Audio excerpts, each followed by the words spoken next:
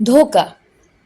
वज्जो आपी की रुखसती को आज तीसरा दिन था, और तीसरे दिन तो वैसे भी दुल्हन को वलीमे के बाद रात को घर छोड़ने के लिए जफर को खुद आना था। लेकिन वो सुबह सवेरे ही वज्जो को उनके घर छोड़कर बाहर से ही वापस लौट गया। लड़की को यूं अकेला घर के सहन में खड़े देखकर माँ बाप के तो हवा से गुम हो गए। कुछ ही देर में उकदा ये खुला कि जफर मियाँ ने वलीमे का सारा बंदोबस्त तो कर रखा था और उन्हें अब सिर्फ अपनी एक बड़ी रकम की वसूली का इंतजार था, जो एक सौदे के सिलसिले में उन्हें आज ही होनी थे। लेकिन इत्तेफाक से आज पार्टी ने कुछ ऐसी मजबूरी और उज़र पेश कर दिया था कि खुद जफर भी उनके सामने लाजवाब हो गया था।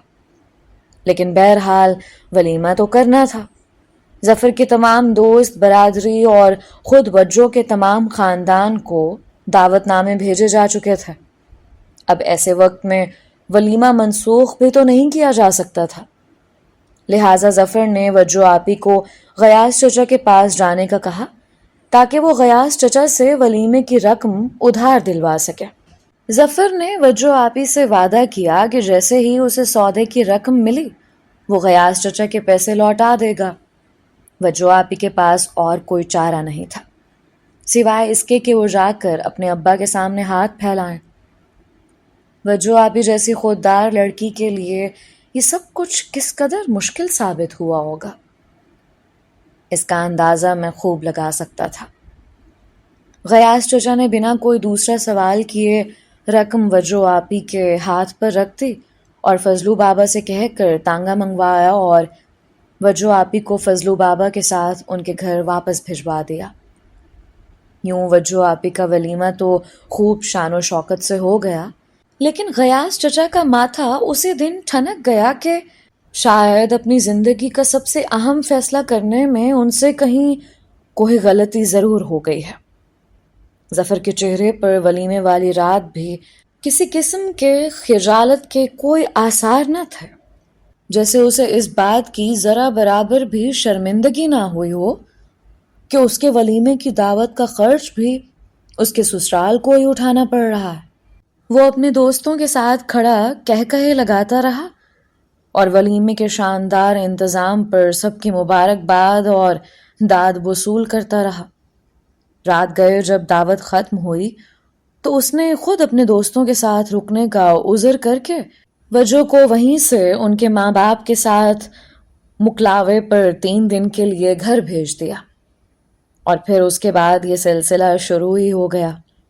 जफर मियाँ की इत्तफाकन पड़ने वाली मजबूरियों की फहरिस्त लंबी ही होती गई और गयास चचा से हर बार कर्ज के नाम पर बटोरी गई रकम कभी वापस ना मिले, बल्कि कुछ अरसे बाद तो जफर ने ये कर्ज नाम की दुम लगाने का तकल्लुफ़ ख़त्म कर दिया और अब तो वो अपने हक के तौर पर वज्जो आपी के जरिए या फिर खुद ही बातों बातों में रकम मांग लिया करता था। उसका इस्तेदाल ये था कि वज्जो अपने माँ बाप की इकलौती बेटी हैं। आखिर उनके पास जो कुछ भी है उनकी बेटी ही का तो है, भला वो ये सब अपने साथ तो लेकर नहीं जाएंगे ना। गयास चचा एक वज़ादार शख्स थे और चुपचाप अपने गलत फैसले की कीमत चुकाते जा रहे थे। कुछ ही दिनों में जफर के कारोबार की असलियत भी खुलकर सामने आ गई। गाड़ियों का वो शोरूम उसकी मलकियत नहीं था, बल्कि उसका एक दोस्त जो साल डेढ़ के लिए अपनी किस्मत आजमाने दुबई गया हुआ था, वो उस शोरूम का मालिक था। उसकी किस्मत दुबई में नहीं खुले और वो जल्द ही यहाँ बाकी सबकी किस्मत फोड़ने के लिए वापस आन मौजूद हुआ। जफर उसके शोरूम पर सिर्फ एक डीलर का काम करता था और उसकी गैर मौजूदगी में वो शोरूम का इंतज़ाम संभालता था। इंतज़ाम संभालते संभालते जफर मियाँ ने यहाँ भी अपने हाथ दिखा ही दिए थे। लिहाजा दोस्त ने आकर जब हिसाब किताब किया तो तकरीबन 50,000 रुपए का घपला निकला। जफर की मुलाजमत तो जानी ही थी, लेकिन उसके साथ साथ गयास चचा ने अच्छे वक्तों में ज़मीन का एक टुकड़ा जो अपने बुढ़ापे के लिए लेकर संभाल रखा था, वो भी बिक गया। کیونکہ اب غیاث چچا کے پاس ظفر کو دینے کے لیے اور کچھ باقی نہیں بچا تھا۔ اب ظفر بے روزگار تھا، لیکن ٹھاٹھ اس کے اب بھی وہی شاہانہ تھا۔ محنت کر کے روزی کمانا اس نے کبھی سیکھا نہیں تھا، اور اسے ہمیشہ سے شارٹ کٹ استعمال کر کے ایک ہی رات میں لکھ پتی بننے کا جنون تھا۔ اسی ذہن کے خناس کی وجہ سے وہ مختلف جگہوں پر قسمت آزماتا رہتا تھا، اور جو کچھ کماتا اسے زیادہ لوٹا دیتا تھا۔ مثلاً کبھی پرائز بانڈ کی پرچیوں کے نمبر کا دھندا شروع کیا تو کبھی مختلف لاٹریوں کے ٹکٹ اس کے گھر میں بکھرے نظر آتے، کبھی خلیج کے ممالک کے بروکر سے مل کر ویزے کا کام شروع کیا تو کبھی جیولرز کے ساتھ مل کر سونے کے بھاؤ لگاتا نظر آتا۔ غرض دنیا کا ایسا کوئی مختصر راستہ باقی نہیں بچا تھا جو ظفر نے جلد دولت حاصل کرنے کے لیے نہ آزمایا ہو۔ لیکن ظاہر ہے ایسے طریقوں سے اگر کوئی دولت مند بن سکتا تو دنیا اس وقت اس جیسے کنگلوں سے خالی ہوتی۔ اس بے روزگاری نے اسے مزید چڑچڑا کر دیا تھا، اور اب وہ باقاعدہ وجو آپی پر چلانے بھی لگا تھا۔ وجو ناز و نعم کی پلی ہوئی ایک ایسی لڑکی تھی جن کی پرورش میں تہذیب اور ادب و آداب کا لحاظ مرکزی حیثیت رکھتا تھا۔ وہ ظفر کے اس رویے سے سہم جاتی اور چپ کر کے گھر کے کسی کونے میں سکڑی سمٹی سی بیٹھی رہتی، لیکن ظفر کی ضد کے آگے ان کی ایک نہ چلتے، اور تیسرے دن پھر وہ غیاث چچا کے سامنے نظریں جھکائے کھڑی ہوتی۔ 11ویں جماعت کے سالانہ امتحانات کے بعد میں جب چند دن کی چھٹیوں میں گھر گیا تو ان دنوں انہیں وہاں آتے جاتے اکثر دیکھتا رہتا۔ اب ہم بڑے ہو چکے تھے، لہٰذا اب ہمارا اس بے تکلفی سے سبھی کے گھروں میں گھس جانا خود ہمیں ہی اچھا نہیں لگتا تھا۔ اس دن ہم سب محلے کے بڑے میدان میں وکٹیں گاڑے کرکٹ کھیل رہے تھے۔ میں بیٹنگ کر رہا تھا جب میں نے وجو آپی کو فضلو بابا سمیت تانگے پر سوار محلے کے پھاٹک سے اندر داخل ہوتے ہوئے دیکھا۔ وجو آپی اندر داخل ہوئیں تو نہ جانے کیوں مجھے بہت کمزور دکھائی دیں۔ میں نے دور ہی سے ہاتھ اٹھا کر انہیں سلام کیا تو وہ ہلکے سے مسکرا دیں، وہی گلابی مسکراہٹ جس کا میں بچپن سے ہی دیوانہ تھا۔ ان کے گھر میں جاتے ہی راجا نے جو وکٹ کیپنگ کر رہا تھا ظفر کو ایک موٹی سی گالی دی اور مجھ سے کہا کہ ضرور اس ظفر نے کوئی نیا مطالبہ دے کر انہیں گھر بھیجا ہوگا۔ وجو آپی کی ساری کہانی اب کوئی راز نہیں رہ گئی تھی، کیونکہ ایک آدھ بار جب غیاث چچا وقت پر ظفر کو پیسے نہیں ادا کر پائے تھے تو اس نے ان کے دروازے پر آ کر انہیں بہت برا بھلا کہا تھا، اور بہت سی الٹی سیدھی باتیں اس زوردار آواز میں کی تھیں کہ پورے محلے کو پتہ چل گیا کہ غیاث چچا جیسا شریف انسان کس غلط انسان کے چنگل میں پھنس چکا۔ کچھ ہی دیر میں فضلو بابا اندر سے لاٹھی ٹیکتے نکلے اور مجھے آ کر کہا کہ وجیہ بھی کہتی ہیں کہ آدھی شام کی چائے ہمارے ہاں آ کر پئیں گے۔ یہ فضلو بابا کا مخصوص انداز تھا۔ وہ وجیہ بھی کی بات کو باقاعدہ حکم کی طرح آ کر سنا جاتا اور جواب کا انتظار کیے بنا ہی پلٹ بھی جاتا۔ ننھو ان کی بہت اچھی نکالی کرتا تھا۔ ایسے موقعوں پر فضلو بابا ہوتے تو وہ لاٹھی لے کر ننھو کے پیچھے بھاگتے اور ہم سب ہنس ہنس کر لوٹ پوٹ ہو جاتے تھے۔ میں وجو آپی کے گھر میں داخل ہوا تو وہ صحن میں ہی چائے کی میز سجائے بیٹھی تھیں۔ ہاتھ میں کوئی کتاب تھی جسے وہ بڑے انہماک سے پڑھ رہی تھیں۔ میرے دل میں درد کی ایک ہوک سی اٹھے۔ یہ کیا ہو گیا تھا؟ تقدیر نے اس میر کی غزل اور خیام کی ربائی جیسی گل اندام لڑکی کو یہ کس جاہل جلاد کے کھونٹے سے باندھ دیا تھا؟ اسے تو شاید یہ بھی معلوم نہ ہو کہ درد اور غالب شاعر تھے یا کسی لاٹری کمپنی کے ٹکٹ فروخت کرنے والے بروکر۔ پتہ نہیں ظفر نے وجو آپی کی نثر اور شاعری کی کتابیں بھی باقی رہنے دی تھیں یا پھر انہیں بھی بیچ کر کھا گیا تھا۔ وجو آپی نے مجھے دروازے میں کھڑے دیکھا تو آواز دی، اندر آ جاؤ آدی، وہاں کیوں کھڑے ہو؟ میں کچھ جھجکتے ہوئے اندر داخل ہو گیا اور ان کے سامنے والی کرسی پہ بیٹھ گیا۔ انہوں نے چائے کپ میں ڈالتے ہوئے مجھ سے پوچھا، مجھ سے ملنے کیوں نہیں آئے اتنے دن سے؟ وجو آپی کی یاد نہیں آتی اب کیا؟ نہیں، ایسی بات نہیں ہے، آپ سے تو بہت سی باتیں کرنے کو جی چاہتا ہے، پر کچھ جھجک سی ہوتی ہے۔ وہ حیرت سے نظریں اٹھا کر بولی، جھجک؟ کیسی جھجک؟ وہ میں اب بڑا ہو گیا ہوں نا، اس لیے۔ میرا جواب سن کر وجو آپی زور سے کھلکھلا کر ہنس پڑی۔ اوہ، تو یہ بات ہے، ہمارا عادی اب بڑا ہو گیا ہے۔ واقعی بھائی، یہ تو میں نے سوچا ہی نہیں تھا۔ اماں، اماں بات سنے نا، عادی کیا کہہ رہا ہے؟ انہوں نے آوازیں دے کر سکینہ خالہ کو بھی باورچی خانے سے باہر نکلنے پر مجبور کر دیا اور ہنستے ہنستے انہیں بھی میری کہی ہوئی بات بتائے۔ سکینہ خالہ بھی زور سے ہنس پڑی۔ میں دم بخود انہیں ہنستے ہوئے دیکھتا رہا۔ کتنے دنوں کے بعد اس گھر میں وجو آپی کی ہنسی کی آواز گونجی تھی۔ مجھے انہیں ہنستے دیکھ کر بہت ہی اچھا لگا اور میں نے اسی لمحے اپنے دل میں خدا سے گڑ گڑا کر دعا کی کہ یا میرے مولا، اس معصوم لڑکی کے ہونٹوں پہ یہ ہنسی سدا کے لیے دان کر دے۔ اس شام انہوں نے بہت دیر تک مجھ سے بہت سی باتیں کی، کیڈٹ کالج کے بارے میں بھی پوچھتی رہیں۔ میں نے انہیں بتایا کہ اگلا سال ہمارا اکیڈمی کا آخری سال ہوگا اور میری بہت خواہش ہے کہ کاش وہ بھی میری پاسنگ آؤٹ پریڈ دیکھنے کے لیے میرے کالج آئیں۔ اس دن میں نے انہیں یہ بھی بتا دیا کہ میں صرف انہی کے کہنے پر واپس کیڈٹ کالج گیا تھا، لہٰذا میری پاسنگ آؤٹ سلامی پریڈ کی اصل حقدار بھی وہی ہوں گے۔ یہ سن کر ان کے ملح چہرے پر اداسی کا ایک ہلکا سا بادل چھایا۔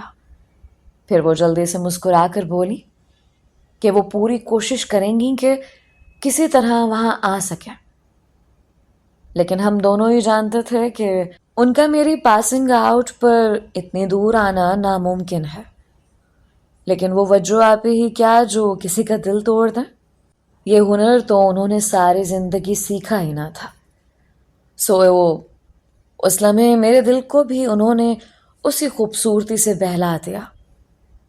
میری چھٹیاں ختم ہو گئیں اور میں کالج چلا آیا، لیکن وجو آپی کی اس شام کی باتیں اور 12ویں جماعت کے بارے میں کی ہوئی نصیحتیں بھی میرے سنگ سنگ تھیں۔ جب کبھی میں ذرا سی دیر کے لیے بھی تھکن دور کرنے کے لیے آنکھیں موند لیتا، تب وہی گلابی شام کی ملاقات میرے ذہن کے کسی گوشے سے چھم سے میری آنکھوں میں اتر آتی تھی۔ آخری بنک۔ فہد صاحب کو شک ہو گیا تھا کہ ہم رات کو کہیں نہ کہیں غائب ضرور ہو جاتے ہیں، لہٰذا انہوں نے ہاسٹل کے بیرونی جنگلے کے تالے بدل دیے تھے۔ ہم ویسے بھی اوپر والی منزل پر تھے اور اس کی راہداری کے آخری جنگلے کی ہم نے جمعہ بیرے کی مدد سے چابیوں کی نقل بنوا رکھی تھی، لیکن 12ویں جماعت میں آتے ہی ہم پر یہ روح فرسا انکشاف ہوا کہ وہ جنگلہ ہی ختم کر کے وہاں مستقل دروازہ لگا کر گارڈ بٹھا دیا گیا۔ اب ہمارے پاس واحد راستہ چھت سے نیچے اترتے ہوئے پانی کے پائپ تھے، جن سے لٹک کر ہم رات کو نائٹ فالن کے بعد نیچے اتر آتے اور جانو کے شیرٹن ہوٹل سے کبھی کھانا، کبھی چائے اور کبھی کبھار لسی کے گلاس غٹا غٹ چڑھا کر واپس انہی پائپوں کے ذریعے چھت تک پہنچ جاتے اور چھت کی سیڑھیوں سے اندر دوسری منزل کی راہداری تک پہنچ کر سو جاتے۔ ہمارے سالانہ امتحانات قریب آ رہے تھے اور ہم آج کل رات کو بہت دیر تک پڑھتے تھے کیونکہ 12ویں جماعت کے لیے لائٹ آف کی پابندی ان کے امتحانات کے قریب ختم کر دی جاتی تھی۔ ایسے میں موٹے بھٹی کو رات 12 بجے کے بعد بھوک کا ایک آدھ دورہ ضرور پڑتا تھا اور وہ ہماری جان کے درپے ہو جاتا کہ کچھ کھانے کے لیے چلا جائے۔ اس رات بھی میں، اسفر اور فیصل کیمسٹری کے فارمولے رٹ کر ایک دوسرے کو سنا رہے تھے۔ 12:30 بج چکے تھے کہ اچانک بھٹی کے پیٹ کی بھٹی انگڑائی لے کر جاگ اٹھے اور وہ ہمارے سر پر آن کھڑا ہوا کہ اسے فوراً مرغ چھولے کھانے کو چاہیے۔ کچھ دیر تو ہم سب اس کی بک بک نظر انداز کرتے رہے، پھر اسپر نے تنگ آ کر کتاب پٹخ دے۔ یار پہلے اس موٹے کا کچھ کرو، اس کی باتیں سن سن کر تو مجھے بھی بھوک لگنے لگی ہے۔ ہمیشہ یہی ہوتا تھا۔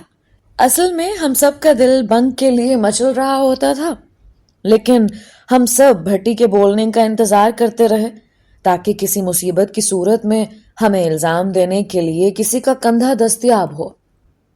ہم نے مجید چھوٹو سے بھی پوچھا کہ کیا ارادہ۔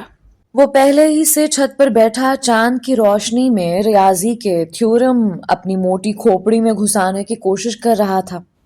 اس نے فوراً کتاب دور پھینک دی کہ جب تک اس کے پیٹ میں کچھ نہیں جائے گا وہ کچھ بھی رٹ نہیں پائے گا۔ ہمارا اصول یہ تھا کہ ہم ایک ایک کر کے چھت سے نیچے اترتے تھے۔ سب سے پہلا لڑکا اترنے کے بعد کچھ دیر آس پاس کا جائزہ لیتا اور پھر ہلکی سی سیٹی بجا کر اشارہ کرتا، تب دوسرا اور پھر اسی طرح تیسرا اور چوتھا لڑکا پائپ سے لٹکتے ہوئے نیچے اتر جاتا۔ سب سے پہلے مجید چھوٹو نے آستینیں اوپر کی اور چھت کی منڈیر پر پاؤں نیچے لٹکا کر پائپ ہاتھوں سے تھام لیا اور نیچے اندھیرے میں غائب ہو گیا۔ ہم کافی دیر تک اس کے سگنل کا انتظار کرتے رہے، لیکن نیچے سے سوائے ایک دھپ کی آواز جو شاید مجید چھوٹو کے کودنے کی آواز تھی، دوسری کوئی آواز نہیں آئی۔ آصف بھٹی جس کا بھوک کے مارے برا حال ہو رہا تھا، اس نے مجید کو کئی سلواتیں سناتے ہوئے کہا کہ وہ پھر سیٹی بجانا بھول گیا ہوگا۔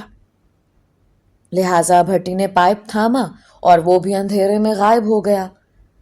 ہم نے پھر چند ہی لمحوں میں بھٹی کے اترنے کی آواز تو سنی، لیکن اس کے بعد پھر خاموشی چھا گئی۔ اب میں، فیصل اور اسفر چھت پر رہ گئے تھے۔ ہم شدید الجھن میں تھے کیونکہ اگر نیچے کسی پی ٹی او آفیسر وغیرہ نے انہیں بھاگتے ہوئے پکڑ بھی لیا ہوتا تو شور شرابہ تو ہوتا۔ یہ دونوں تو نیچے جا کر بالکل ہی چپ ہو گئے تھے۔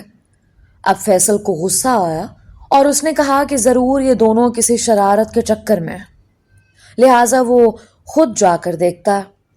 فیصل اترا اور پھر وہی خاموشی۔ میں اور اسفر اوپر چند لمحے انتظار کرتے رہے اور پھر میں نے اسفر سے کہا کہ اب میرے صبر کا پیمانہ لبریز ہو گیا، میں نیچے جا رہا ہوں، لیکن اگر اگلے 5 منٹ تک میری سیٹی کی آواز اسے سنائی نہ دے تو وہ نیچے نہ اترے بلکہ وہیں چھت پر ہمارا انتظار کرے یا پھر نیچے ڈارمیٹری میں جا کر ہمارے لیے کمک کا بندوبست کرے۔ میں نے دل ہی دل میں ان تینوں کو سخت سناتے ہوئے پائپ کو تھاما اور چھت کے منڈیر سے نیچے اتر کر پائپ سے لٹکتا ہوا نیچے اترنے لگا۔ ابھی 3-4 فٹ ہی نیچے اترا ہوں گا کہ اچانک مجھے یوں لگا کہ جیسے میں خلا میں تیر رہا ہوں۔ پائپ جانے کہاں غائب ہو گیا تھا اور دوسرے ہی لمحے میں کسی نرم اور لجلجی سی چیز پر آ کر گرا۔ زوردار دھپ کی آواز آئی اور کسی کی ہائے کی آواز کے ساتھ ہی میرا ذہن ڈوب گیا۔ کچھ ہی دیر بعد میرے اوپر کوئی بوری آ کر گری اور اس بار ہائے کی آواز نکالنے کی باری میری تھی۔ کچھ دیر تک ہمیں کچھ سمجھ ہی نہیں آیا کہ یہ ہو کیا رہا ہے۔ میرے بازو میں جو نیچے ٹکرایا تھا شدید درد ہو رہا تھا۔ پھر سب سے پہلے میرے حواس اس وقت یکجا ہوئے جب بھٹی نے زور سے آئے مر گیا کا فریادی نعرہ لگایا۔ ہم پانچوں نیچے زمین پر ایک دوسرے کے اوپر پڑے ہوئے تھے اور میرے اوپر گرنے والا بوجھ کسی بوری کا نہیں تھا بلکہ اس احمق اسفر کا تھا جو میری ہدایت کے باوجود چھت سے اترنے کی حماقت کر بیٹھا تھا۔ ہم نے اندھیرے میں آنکھیں پھاڑ پھاڑ کر دیکھنے کی کوشش کی تو صرف اتنا پتا چلا کہ وہ پائپ جس سے لٹک کر ہم نیچے اترتے تھے، چھت سے 3 فٹ کی لمبائی تک نیچے آنے کے بعد یکدم ہی غائب ہو چکا تھا۔ لہٰذا خلا میں تیرنے کا جو تجربہ ابھی کچھ دیر پہلے ہم سبھی کو ہوا تھا، وہ اسی پائپ کے اچانک ختم ہو جانے کی وجہ سے تھا۔ ہم پانچوں دوسری منزل سے پائپ ختم ہونے کے بعد ہوا میں کلا بازیاں کھاتے ہوئے سیدھے نیچے زمین پر دھپ دھپ گرتے رہے، اور ہم سب میں سب سے زیادہ بری حالت مجید چھوٹو کی تھی، جو سب سے پہلے چھت سے اترا تھا۔ اترا کیا تھا، کسی ٹوٹے ہوئے جہاز کی طرح رن وے پر گرا تھا۔ ہم نے بامشکل ادھر ادھر ہو کر اپنے نیچے سے مجید چھوٹو کو ڈھونڈ کر نکالا۔ وہ بالکل ہی بے سدھ پڑا تھا۔ یہ تو شکر تھا کہ ہم سب نیچے کھدی ہوئی کیاریوں میں سے ایک کے اندر آ کر گرے تھے، ورنہ اگر سخت زمین ہوتی تو شاید ہماری ہڈی پسلی ایک ہو جاتے۔ لیکن اس وقت بھی ہم سب کی حالت انتہائی مخدوش تھے۔ مجید چھوٹو اور بھٹی تو باقاعدہ بے ہوش ہو چکے تھے، جنہیں ہم بڑی مشکل سے گھسیٹ گھسیٹ کر کیاریوں کو پانی دینے والے فوارے سے منہ پر پانی چھڑک چھڑک کر ہوش میں لائے۔ ابھی ہم اپنے حواس بحال بھی نہ کر پائے تھے کہ اچانک ہی چاند گاڑی کی روشنی براہ راست ہمارے اوپر آ کر پڑی۔ ہم میں اس وقت اتنی سکت بھی نہیں تھی کہ اٹھ کر بھاگ ہی جاتے یا کسی درخت یا جھاڑی کے پیچھے چھپ جاتے۔ کچھ ہی دیر میں بخشو سی پی او ہمارے سر پر ٹارچ تانے کھڑا حیرت سے ہمیں دیکھ رہا تھا کہ یہ آدھی رات ہم پانچوں ان کیاریوں میں لیٹ کر کون سی باغبانی کرنے کی کوشش کر رہے ہیں۔ ہم نے اسے بہت سمجھانے کی کوشش کی کہ رات کو سبزے میں لیٹ کر پڑھنے سے سبق جلدی ذہن نشین ہوتا، لیکن اس نے ہماری ایک نہیں سنی اور ہمیں اٹھ کر اپنے ساتھ چلنے کا کہا۔ لیکن مسئلہ یہ تھا کہ اگر ہم اٹھ کر چل سکتے تو اب تک جانے کہاں پہنچ چکے ہوتے، جہاں سی پی او کے فرشتے بھی ہماری خبر نہ پا سکتے۔ سب سے پہلے اسفر نے اٹھ کر چلنے کی کوشش کی اور دوسرے ہی لمحے لڑکھڑا کر دوسری کیاری میں زمین بوس ہو گیا۔ اب بخشو کو حالات کی سنگینی کا احساس ہوا اور کچھ ہی لمحوں بعد ہم سب کو چاند گاڑی میں ڈال کر ڈاکٹر نو کے ہسپتال کی جانب لے جایا جا رہا تھا۔ آگے کی کہانی بہت مختصر تھی۔ اگلے دن ہم پانچوں ہاتھوں اور پیروں پر پلاسٹر چڑھائے ہسپتال کے وارڈ میں ایک لائن سے بستروں پر ٹنگے ہوئے تھے۔ یہ پلاسٹر اگلے 4 ہفتے کے لیے ہمارے جسموں پر منڈھا گیا تھا۔ پتہ چلا کہ گزشتہ شام ہی مزدوروں نے فہد صاحب کے کہنے پر وہ پائپ کاٹ کر علیحدہ کر دیا تھا، کیونکہ دوسری جانب نئے پائپ ڈال دیے گئے تھے اور اب وہ پرانے پائپ متروک ہو چکے تھے۔ بہرحال یہ ہمارا آخری بنک ثابت ہوا، کیونکہ 4 ہفتے بعد جب وہ پلستر ہمارے جسموں سے اترا تو 2 دن بعد ہمارے سالانہ امتحانات کے پرچے شروع ہونے کی تاریخ تھے، اور سالانہ امتحان کے بعد ہماری آخری پاسنگ آؤٹ پریڈ ہونا تھے۔ اس رات کے زخموں کے نشان ایک میٹھی یاد بن کر ہمیشہ کے لیے ہمارے جسموں پر ثبت ہو کر رہ گئے تھے، جو ہمیشہ ہم پانچوں کو اس آخری اور نامکمل بنک کی یاد دلاتے رہے۔ رشتوں کی سولی۔ وجہ آپی کے غموں کی داستان ظفر کی بے روزگاری سے شروع ہوئی تھی یا پھر ان کے درد کی آخری حد تھے، اس کا فیصلہ کوئی کبھی کر ہی نہیں پایا۔ تابوت میں آخری کیل اسی روز ٹھونک دی گئی تھی جب ظفر نے جوئے کی پہلی بازی دوستوں کے کہنے پر اس امید پر کھیلی کہ شاید جس دولت کے انبار کی کھوج وہ باہر بازار میں کر رہا تھا، وہ یہاں اس بند کمرے کے دھوئیں بھرے ماحول میں لگی اس بازی کے ذریعے اس کے قدموں میں اپنا ماتھا ٹیکتے۔ لیکن وہ کہتے ہیں نا کہ جوا کسی کا نہ ہوا، تو پھر وہی جوا ظفر پر کیسے مہربان ہو سکتا تھا؟ نتیجہ یہ نکلا کہ جو کچھ جیب میں تھا وہ ہاتھ کی گھڑی اور سسرال کی جانب سے پہنائے گئے انگوٹھی سمیت وہیں کمرے کی میز پر چھوڑ کر نکلنا پڑا۔ ساتھ ہی ساتھ گلے میں اچھے خاصے قرض کا طوق بھی پڑ چکا تھا۔ ظفر نے حسب معمول یہ سارا بوجھ گھر آ کر وجو آپی کے نازک کندھوں پر دے ڈالا اور پھر سے انہیں ایک لمبی رقم کی وصولی کے لیے غیاث چچا کے پاس جانے کے لیے کہا، لیکن وجو آپی جانتی تھیں کہ اب ان کے میکے کے پاس انہیں دینے کے لیے کچھ بھی باقی نہیں بچا۔ اپنا زیور اور چند قیمتی چیزیں جو وہ اپنے جہیز میں لائی تھیں وہ سب کا سب پہلے ہی ظفر کے حوالے کر چکے تھے، لہٰذا پہلی بار انہیں ظفر کو نہ کہنا پڑا اور یہی نہ ظفر کو آگ بگولا کرنے کا باعث بن گئے۔ اس نازک سی چھٹانک بھر لڑکی کی یہ مجال کہ وہ اس کو نہ کہے۔ وحشی پن میں وہ رشتوں کا احترام بھی بھلا بیٹھا اور اس کا اٹھا ہوا ہاتھ وجو کے چہرے پہ اپنا نشان چھوڑ گیا۔ راجا کے خط مجھے اب بھی اسی تسلسل سے آتے تھے اور وہ آس پاس کی سنی سنائی اور اپنی آنکھوں دیکھی ہر اہم خبر کی تفصیل مجھے لکھ کر بھیجتا تھا۔ پھر ایک دن اس کے ایک خط نے میرے بہت سے پرانے زخم ادھیڑ کر رکھ دیے۔ راجا نے لکھا تھا کہ بالآخر طاہر بھائی کے قتل کے 5 سال بعد اکو کی پھانسی کی تاریخ مقرر ہو ہی گئی، اور اس بار یہ حتمی تاریخ تھے کیونکہ اس کی تمام اپیلیں مسترد ہو چکی تھیں۔ ہمارے سالانہ امتحانات سے ٹھیک ایک ہفتہ قبل یعنی 22 اپریل اس کی پھانسی کی تاریخ مقرر ہوئی تھی۔ حالانکہ محلے کے ہر فرد نے اس فیصلے پر اطمینان ظاہر کیا تھا، لیکن کوئی ایک ہستی ایسی بھی تھی جس کا چین اور سکون اس خبر نے لوٹ لیا تھا، اور وہ بد نصیب تھی اکو کی ماں۔ جب تک کیس چلتا رہا اور لوگ اس کے بیٹے کے ظلم کی داستانیں بیان کرتے رہے، وہ خود جھولی آسمان کی جانب اٹھا اٹھا کر اکو کو بد دعائیں دیتی رہے۔ لیکن جب حکومت نے اس کی موت کی تاریخ مقرر کر دی تو ماں کا صبر و قرار اچانک ہی لٹ گیا۔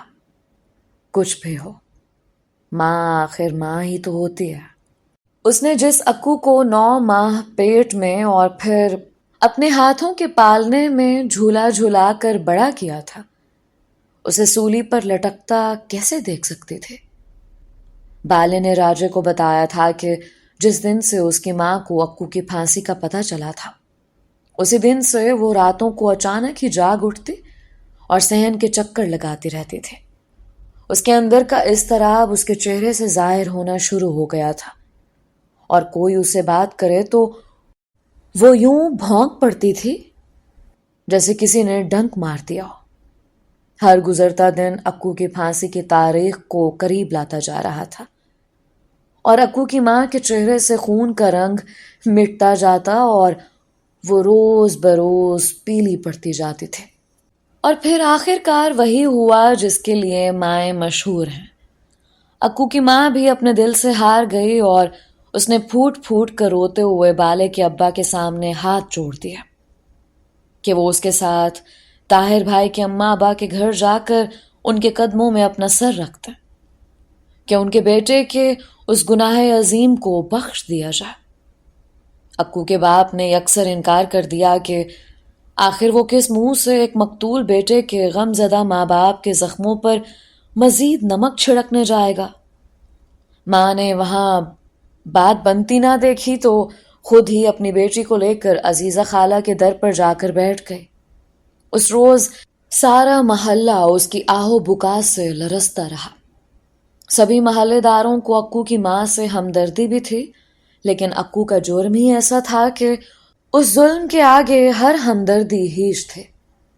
اکو کی ماں نے اب اپنا یہ وتیرہ بنا لیا تھا کہ وہ صبح سویرے طاہر بھائی کے گھر کے باہر آ کر بیٹھ جاتی اور رات گئے تک چپ چاپ بنا کچھ کھائے پیے وہاں پڑی رہتی، اور گھر سے باہر آتے جاتے ہر شخص سے اکو کو معافی دلوانے کی فریاد کرتے۔ رفتہ رفتہ اس کی اپنی حالت بھی لمبے فاقوں کی وجہ سے بگڑنے لگ گئی تھی، اور کئی مرتبہ وہ وہیں دروازے کے پاس بے ہوش پڑی ملتی۔ تب اکو کے ابا یا کوئی اور ہمدرد اسے اٹھا کر گھر بھیجوا دیتے، لیکن دوسرے ہی روز وہ پھر اسی در پر ماتھا ٹیکے ہوئے نظر آتے۔ اس کی حالت ایسی تھی کہ طاہر بھائی کے ابا شکور چچا خود ایک روز اس پر غصے سے برستے برستے رو پڑے کہ وہ کیوں روزانہ ان کے خاندان کے زخمی دلوں کو مزید گھائل کرنے کے لیے یہاں آ جاتی ہے، جب ایک بار اسے کہہ دیا ہے کہ وہ کسی صورت اکو کو معاف نہیں کر سکتا، اور اسے پھندے پر لٹکتا دیکھ کر ہی ان کے زخم کچھ مندمل ہو سکتے ہیں، تو پھر روزانہ کی اس بحث سے کیا حاصل؟ لیکن یہاں مسئلہ صرف اکو کی سولی کا نہ تھا۔ وہ تو سولی پہ لٹک کر ہمیشہ کے لیے نجات پا جاتا اور اگلے جہاں میں اپنے گناہوں کا حساب دیتا پھرتا، لیکن اس کے پھندے پر لٹکنے کے بعد یہاں دنیا میں اس کے اپنوں کو مرتے دم تک جس سولی پر ٹنگا رہنا تھا اس کا حساب دینے والا کوئی نہ تھا۔ سبھی جانتے تھے کہ اکو کے ماں باپ کس قدر بھلے لوگ تھے، اور سبھی کا دل ان کی اس اذیت سے کٹا جاتا تھا۔ کتنی عجیب بات تھی، جس نے جرم کیا تھا وہ تو چند لمحے پھندے پر جھولنے کے بعد بری ہو جائے گا، لیکن جو بے قصور ہیں وہ ساری عمر اسی سولی پر جھولتے رہیں گے۔ یہ کیسا انصاف تھا؟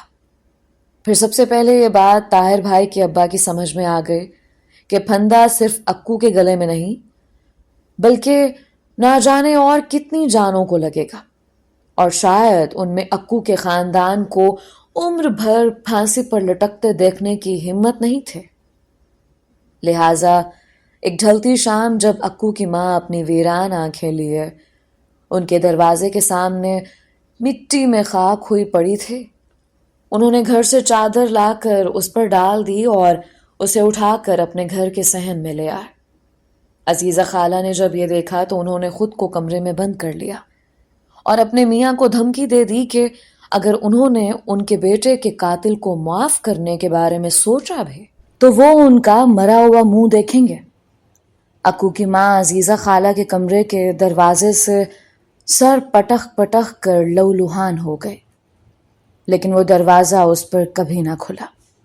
شکور چچا نے بالے کے ابا کو پیغام بھجوایا کہ انہوں نے اپنے خدا کے لیے اپنے بیٹے کے قاتل کو معاف کر دیا ہے، لیکن وہ اس کی ماں کے ہاتھوں مجبور ہیں، جس کا دل اپنے بیٹے کی لاش کو دیکھنے کے بعد پتھر ہو چکا ہے۔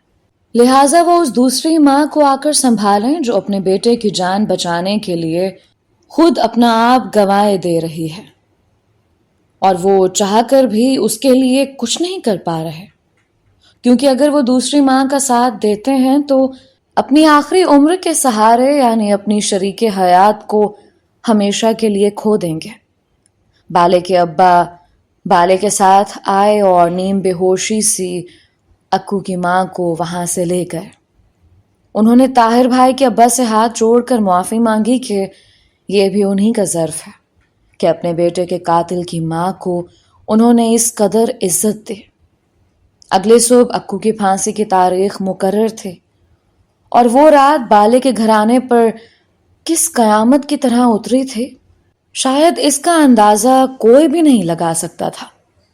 اگلے صبح 4 بجے جیل کے معمول کے مطابق گاڑی طاہر بھائی کے دروازے پر ان کے اماں ابا کو بطور وارث پھانسی گھاٹ پر پھانسی کی شہادت کے لیے لینے آ چکی تھے۔ خالہ عزیزہ اور شکور چچا چپ چاپ گاڑی میں بیٹھ کر جیل کی جانب روانہ ہو گئے۔ جیل کے باہر اندھیرے میں انہیں اکو کے ماں باپ بھی کھڑے نظر آئے، جو اپنے بیٹے کی لاش وصول کرنے کے لیے وہاں خود لاش بنے کھڑے تھے۔ اکو کی ماں کے آنسو خشک ہو چکے تھے اور اب وہ خالی آنکھوں سے خلا میں گھور رہی تھی۔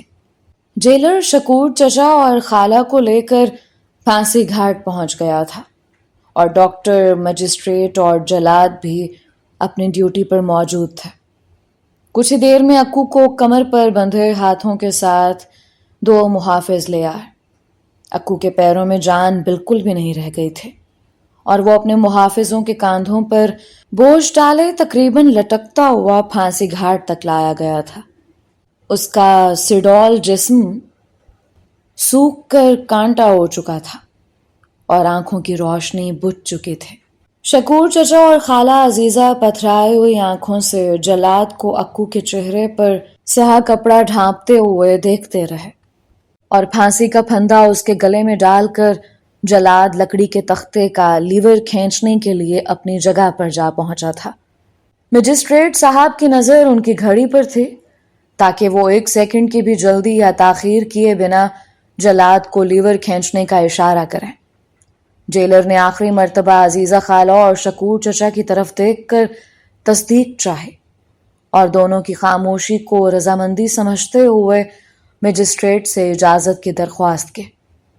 मजिस्ट्रेट ने वक्त पूरा होते ही जल्लाद को इशारा किया और जल्लाद ने लीवर खींचने के लिए अपनी ताकत मुज्तमा करके लीवर पकड़ लिया। मजिस्ट्रेट ने अपना रुमाल हिला दिया और उसके साथ ही फजा में एक कर्बनाक चीख उभरे और दम तोड़ गए। अजीजा खाला को आखिरी लम्हे में जैसे किसी ने नींद से ठंडे बर्फ पानी की पूरी बाल्टी फेंक कर जगा दिया हो। वो एक झुरझुरी लेकर जागी और जोर से चीख पड़ी थी, माफ कर दिया, मैंने इसे माफ कर दिया, मैंने इसे अपने अल्लाह के वास्ते और अपने ताहिर के सदके माफ कर दिया, माफ कर दिया। अजीजा खाला रोती जाती और यही गर्दान किए जाती।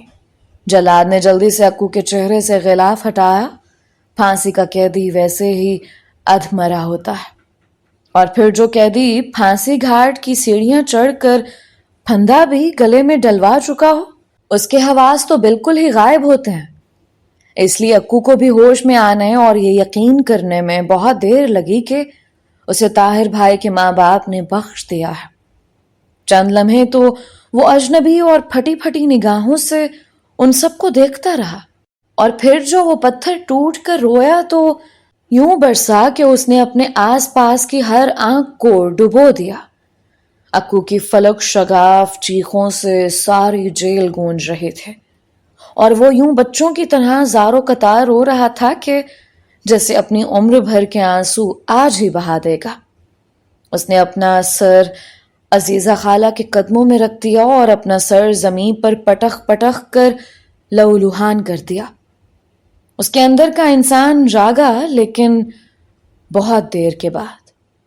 बाहर जब अक्कू के माँ बाप को उसकी जिंदगी की नवीद मिली तो उन्हें सजदा शुक्र अदा करना भी याद नहीं रहा। वो दोनों सजदे में तो गिरे लेकिन तस्बीह तक भूल गए। ये एक ऐसी शादी मर्ग की कैफियत थी जिसे इंसानी लफ्जों में बयान करना मुमकिन ही नहीं। इसका अंदाजा सिर्फ वही लोग लगा सकते हैं जिनका अपना कोई जिगर का टुकड़ा मौत की दहलीज को छू कर वापस पलटा। अजीजा खाला ने अक्कू की जान बख्शी कर दी। लोग उनकी अजमत के ऐसे कायल हुए कि उनकी मोहब्बत अकीदत में बदल गई। चंद दिन बाद अक्कू को भी उस राजीनामे और मुआफीनामे के बदले जेल से रिहाई मिल गई, क्योंकि अपनी कैद की सजा वो पहले ही उन 5 सालों में पूरी कर चुका था।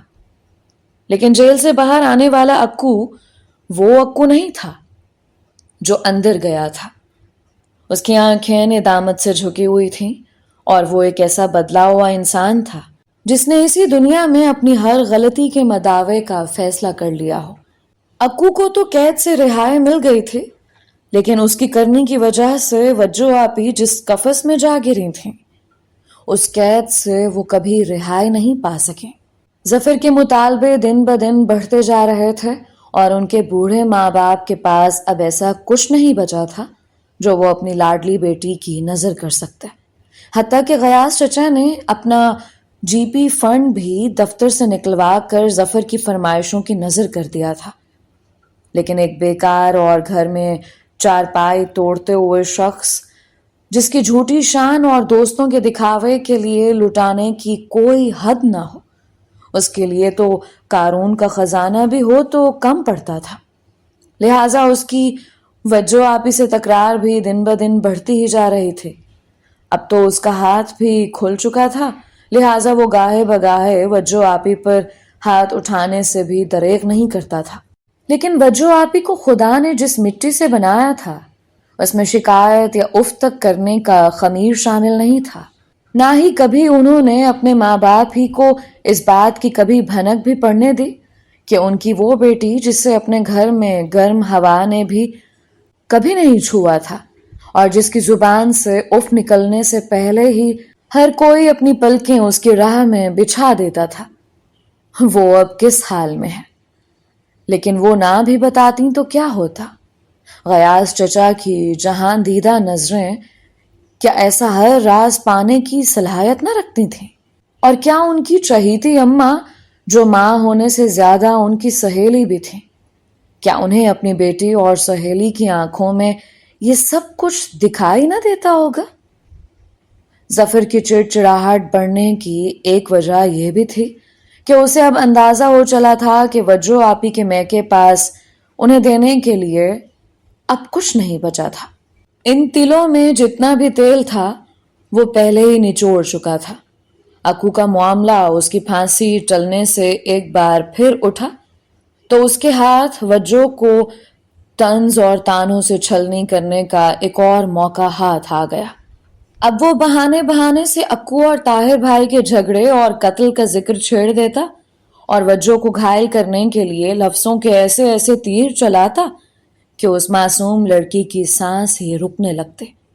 کبھی کہتا کہ غیاث چچا نے اسے دھوکے میں رکھ کر یہ شادی کروائی ہے، کبھی کہتا کہ اگر اسے پہلے پتا ہوتا کہ وجو کا قصہ طاہر بھائی کے ساتھ چل رہا ہے تو وہ کبھی اس گڑھے میں نہ گرتا۔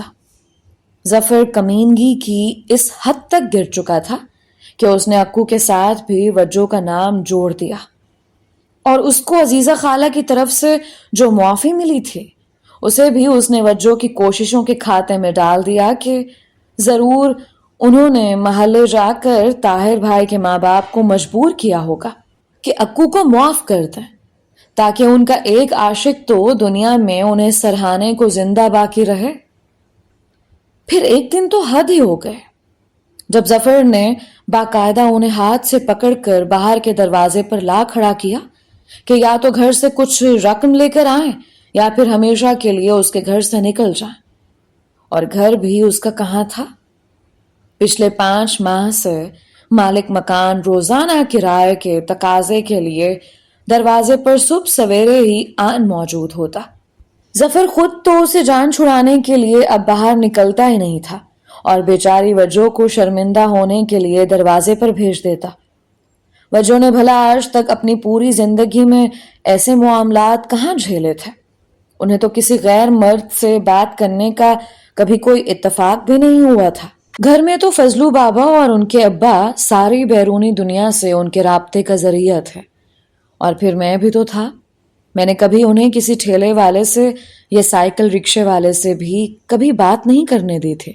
جہاں کہیں رابطے کی ضرورت ہوتی تو میں، فضلو بابا یا غیاث چچا ہمیشہ ان کی مدد کو موجود ہوتے۔ پتہ نہیں مجھے کبھی کبھی یہ اچھا نہیں لگتا تھا کہ وہ جو کسی بھی ارے غیر مرد سے بات کریں۔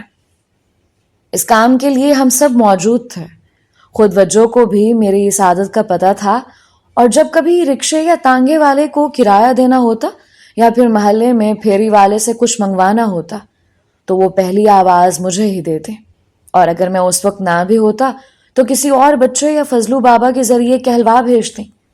اب ایسے میں جب انہیں مالک مکان کو کرایہ نہ دینے کی تعویلیں پیش کرنا پڑتی ہوں گی تو وہ کس اذیت سے گزرتی ہوں گی، اس کا اندازہ صرف میں ہی کر سکتا تھا۔ یہ تو اچھا تھا کہ مالک مکان اچھے خاندان سے تھا اور وہ ظفر کی عادات سے اچھی طرح واقف تھا، اور یہ بھی جانتا تھا کہ ایک شریف گھرانے کی عفت مآب بیٹی اس کم ظرف کے گھر آ پھنسی ہے۔ اس لیے وجو کو دروازے پر دیکھ کر وہ زیادہ بحث کیے بنا ہی وہاں سے پلٹ جاتا تھا۔ لیکن گھوڑا اگر گھاس سے دوستی کر لے تو پھر کھائے کیا؟ آخرکار 5ویں مہینے اسے وجو آپی سے کہنا ہی پڑا کہ ان حالات میں تو اس کے پاس اس کے علاوہ اور کوئی چارہ نہیں رہ جاتا کہ وہ ظفر کے نام وکیل سے کہہ کر نوٹس نکال دے کہ اگلی پہلی سے مجھے مکان خالی کر دے، ورنہ معاملہ پولیس میں دے دیا جائے گا۔ پولیس کا نام سن کر وجو آپی سرسیما ہو گئیں اور انہوں نے دروازے کی اوٹ سے پہلی مرتبہ مالک مکان، جنہیں وہ سب خان صاحب کہتے تھے، اس سے درخواست کی کہ جہاں اس نے اتنا انتظار کیا ہے کچھ دن کی مزید مہلت دے دیں، وہ کوشش کریں گے کہ جلد از جلد کرایہ اتار دیں۔ خان صاحب نے جواباً کہا کہ وہ صرف وجو آپی کے کہنے پر ظفر کو مزید کچھ وقت دے رہا ہے، لیکن اس نے یہ بھی کہا کہ وہ اس بات سے بھی اچھی طرح واقف ہے کہ ظفر کبھی ان کا کرایہ نہیں چکائے گا۔ اس نے وجو آپی سے کہا کہ اسے ان پر ترس آتا ہے کہ ایک عزت دار خاندان کی لڑکی یہ کس ذلت کے گڑھے میں گر گئی ہے۔ اس نے وجو آپی کے سامنے ایک پیشکش رکھی جس سے اس کا کرایہ بھی ادا ہو جاتا اور خود وجو آپی کا ہاتھ بھی کچھ کھلنے کا آسرا ہونے کی امید تھی۔ وجو آپی نے کہا کہ وہ خان صاحب کی بات غور سے سن رہی ہیں، وہ کھل کر بات کریں۔ خان صاحب نے بتایا کہ ان کے ایک جاننے والے پشاور سے اس شہر میں اپنی تعیناتی پر آئے ہیں، عہدے میں ریل کے بڑے افسر ہوتے ہیں، ان کے 2 بچے ہیں، 10 سال کا ایک بیٹا اور 8 سال کی ایک بیٹی۔ دوسرے صوبے سے ٹرانسفر ہونے کی وجہ سے بچوں کی تعلیم درمیان میں ہی منقطع ہو گئی تھی، اور جب تک انہیں اس شہر کے اسکول میں داخل کروایا گیا تو تب تک دونوں بچے اصل کورس سے بہت پیچھے رہ گئے تھے۔ خان صاحب نے وجو سے کہا کہ ان کے دوست نے انہیں کسی ٹیوٹر کا بندوبست کرنے کا کہا ہے، اگر وجو مناسب سمجھیں تو دن میں 2 گھنٹے ان کے بچوں کو پڑھا دیا کریں۔ اس طرح سے جو رقم انہیں فیس کے طور پر ملے گی اس کا آدھا وہ خان صاحب کو کرائے کے طور پر ادا کر دیا کریں اور آدھی رقم سے اپنا گھر چلا لیا کریں۔ خان صاحب نے یہ بھی وعدہ کیا کہ وہ اپنے دوست سے کہہ کر وجو کا معاوضہ بھی دوسرے کسی ٹیوٹر سے کافی زیادہ مقرر کروا دیں گے۔ شاید مالک مکان بہت پہلے ہی وجو آپی کے لب و لہجے اور ان کی تہذیب اور رکھ رکھاؤ کے اعتبار سے یہ بات جان چکا تھا کہ وجو آپی اچھی خاصی پڑھی لکھی ہیں، تبھی اس نے یہ پیشکش کی تھی۔ وجو آپی نے خان صاحب سے کہا کہ وہ اپنے میاں سے بات کر کے انہیں بتائیں گے۔ خان صاحب انہیں دعا دے کر واپس پلٹ گئے، اور وجو آپی واپس پلٹیں تو ان کے منہ سے چیخ نکلتے نکلتے رہ گئے۔ ظفر جانے کب سے ان کے پیچھے کھڑا ان کی اور خان صاحب کی باتیں سن رہا تھا۔ دراصل جب وجو کچھ دیر دروازے سے نہیں پلٹی تو اس کی شکی مزاج طبیعت نے فوراً اس کے ذہن میں خود بدھ شروع کر دی، اور وہ دبے پاؤں چلتے ہوئے وجو کے پیچھے آ کر کھڑا ہو گیا، اور اس نے وجو کی اور مالک مکان کی ساری باتیں سن لی تھیں۔ وجو کو اس سے کچھ پوچھنے کی ضرورت ہی نہیں پڑی۔ اندھا کیا چاہے، 2 آنکھیں، اسے اور کیا چاہیے تھا؟ گھر میں پڑے پڑے بیوی کی کمائی کھانے کا موقع مل رہا تھا۔ اس نے وجو آپی کو حکم دیا کہ وہ کل سے ہی ٹیوشن پڑھانے کے لیے جانا شروع کر دیں اور کوشش کریں کہ 2-3 ماہ کا معاوضہ ایڈوانس سے مل جائے تو بہت اچھا ہوگا۔ اگلے دن خان صاحب آئے تو وجو نے ان سے اپنی رضامندی کا اظہار کر دیا، لیکن ساتھ ہی اپنے اکیلے جانے سے معذوری کا اظہار بھی کر دیا کہ انہوں نے تو کبھی اپنے میکے سے بھی اکیلے باہر قدم نہیں رکھا، لہٰذا اگر ہو سکے تو بچوں کو شام یہیں ان کے گھر بھجوا دیا جائے تو بہتر ہوگا۔ خان صاحب نے بتایا کہ بچوں کا تو یہاں آنا ممکن نہیں ہوگا کیونکہ وہ دونوں بہت ضدی ہیں اور بامشکل ٹیوشن پڑھنے پر ہی رضامند ہوئے ہیں۔ اب ایسے میں ان پر مزید کوئی شرط رکھی گئی تو بالکل ہی بے دخ جائیں گے۔ ہاں البتہ ریحان صاحب، خان صاحب کے دوست، ہر روز شام 4 بجے اپنی گاڑی ڈرائیور سمیت بھجوا دیا کریں گے، جو 2 گھنٹے بعد انہیں گھر واپس چھوڑ جایا کرے گی۔ وجو آپی کیا کہہ سکتی تھیں؟ ایک ٹھنڈی آہ بھر کے چپ ہو رہیں۔ غیاث چچا اور سکینہ خالہ کو جب وجو آپی کی نوکری کا پتہ چلا تو ان دونوں کے دل میں جیسے تیر سا گڑ گیا۔ غیاث چچا تو ویسے بھی تقریباً بستر ہی سے لگ چکے تھے اور اب ان کی طبیعت زیادہ تر نڈھال ہی رہتی تھی۔ سکینہ خالہ بھی بہت دن تک چھپ کر روتی رہیں، جانے ان کی وجیہہ کی قسمت میں ابھی مزید کتنے عذاب جھیلنے لکھے تھے۔